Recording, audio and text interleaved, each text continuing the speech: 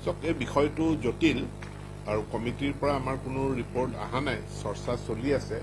ইয়াৰ লগত এনেকুৱা কথাও আহিছে যে আমাৰ গোটেই শিক্ষা ব্যৱস্থাটো ৰাষ্ট্ৰীয় শিক্ষা ব্যৱস্থাৰ লগত সংলগ্ন।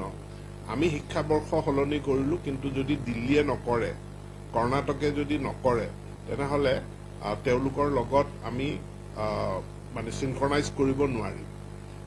এতেকে আমি চুবুৰীয়া ৰাজ্যবিলাকৰ লগতো ভাৰতবৰ্ষৰ অন্য ৰাজ্যৰ লগতো যোগাযোগ কৰিছোঁ আৰু কমিটিখনে বিষয়টো চাব।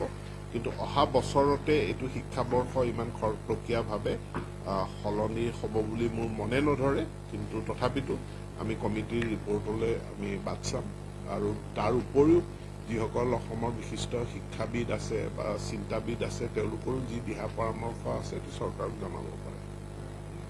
এই বিষয়টো জটিল আৰু কমিটিৰ পৰা আমাৰ কোনো ৰিপৰ্ট অহা নাই, চৰ্চা চলি আছে। ইয়াৰ লগত এনেকুৱা কথাও আহিছে যে আমাৰ গোটেই শিক্ষা ব্যৱস্থাটো ৰাষ্ট্ৰীয় শিক্ষা ব্যৱস্থাৰ লগত সংলগ্ন।